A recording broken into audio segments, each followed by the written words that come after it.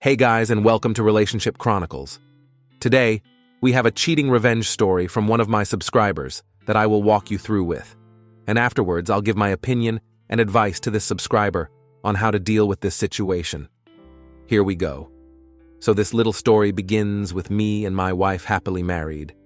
We had two wonderful daughters, 13 and 10, and a pretty healthy relationship, or so I thought. Anyways, at some point, things started to appear off.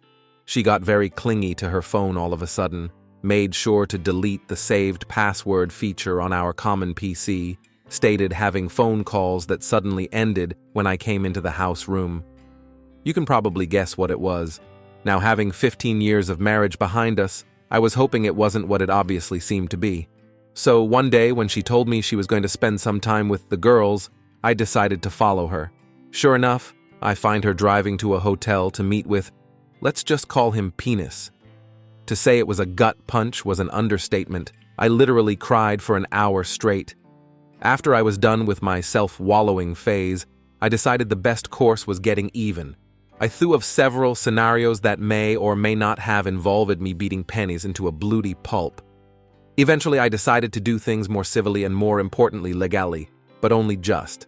So the first part of the plan was gathering evidence.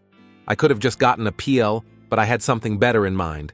So one day when my wife was at her job and the kids at school, I installed some small secret cameras and microphones I had bought. Due to the setup of our bedroom, I even managed to get one perfectly overlooking the bed. I didn't, however, use them while I was at home. So a couple of days pass when I proposed to my wife that the second to next weekend, I should take the girls on a trip to land site that I will not reveal, and stay a night too. At this point, I should also mention that due to her job being pretty demanding and frequently exhausting her, and just due to our various passions and talents, I was always the main caregiver. I more often than not was the one cooking. I took a far more active role in raising the girls and showed them a lot more patience and attention. I didn't spoil them or anything like that. So me going alone with the girls on a trip wasn't that weird. This part will also be very important later. So 2 weeks pass, in which time I get my affairs in order and contact a lawyer to write up a separation agreement that would involve me keeping residence and custody. I go on the trip, try to not give anything away to the girls, and wait and see if Penis and my wife fall into the trap. When I returned, I checked the recordings of the weekend, and sure enough, it's a 36 hours fuckfest. When they weren't fucking, the dialogue was something even better. I found out that Penis had a wife, though more on her later. But even worse, they also talked about me. And besides the obvious sexual character assassination that I expected about how small my dick was, how I didn't satisfy her, etc., there was some really hurtful stuff, like her telling Penis some of my deepest secrets and shameful stories that I had only told her about, just so they could have a laugh. So at this point, I didn't have any doubts on what to do. The next day when the kids left, but before my wife left, I confronted her with the video and told her that either she signs the separation agreement and leaves the house, or the girls are going to receive an in-depth explanation of all the orifices mommy got fucked in. I wasn't going to do that. Just to be clear, I love my daughters too much, but I put the threat there and she was too emotional to realize my bluff. She went through all the stages, denying everything, trying to bargain, threatening me, and getting angry. I let it go through all that stuff. Eventually, she signed the paper and she departed that very evening after she told her goodbyes to the girls. I didn't show or tell the girls anything graphic. I was always very honest with them, which is another reason why I was always the favorite parent. So I just said that mommy had been unfaithful. The younger took some time figuring it out, but that was made up by my older getting mightily upset. She had just gotten her first boyfriend, as I'm not sure the term really applies at that age, but she knew enough of the world to get pissed off big time. This would be important at would be custody battle, as though she did for the moment agree to give over custody. I feared, and I was right to fear, that she would try and fight me for the kids. What I didn't expect was for her to use her visitation rights to talk shit about me. Before we continue, please like and subscribe if you enjoy the video. Basically, she started telling my younger about how it was all my fault for not forgiving her. Her lawyer even started demanding she receive custody. There was no way for her to receive money or the house, as she was caught cheating, and in my state, that means quite a lot in divorce proceedings. So I finally activated my nuclear revenge plan.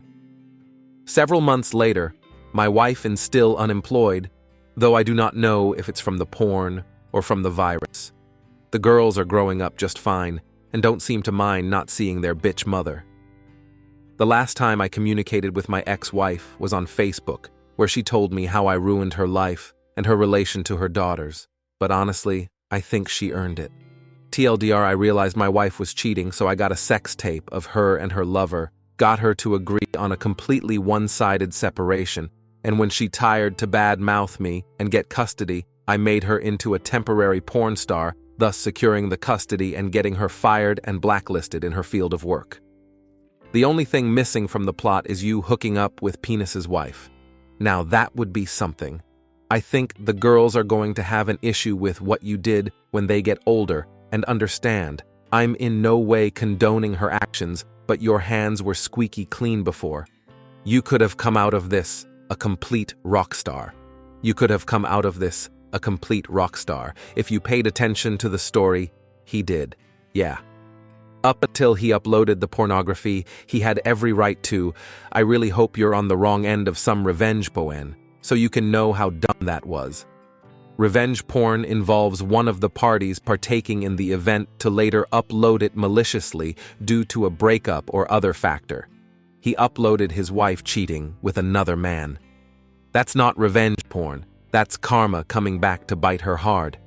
That law was put into place so that people need not fear breaking up with someone or be forced to stay in an abusive relationship due to having what amounts to potential blackmail material that they for some reason thought it would be a good idea to create. That did not happen here. She did everything malicious in every possible way and got what she deserved, even if it was extreme. Not going to condone his actions, but given how emotional and mentally straining such an event is, I fully understand it. Yes, revenge is normally posting yourself with the ex. He didn't do that.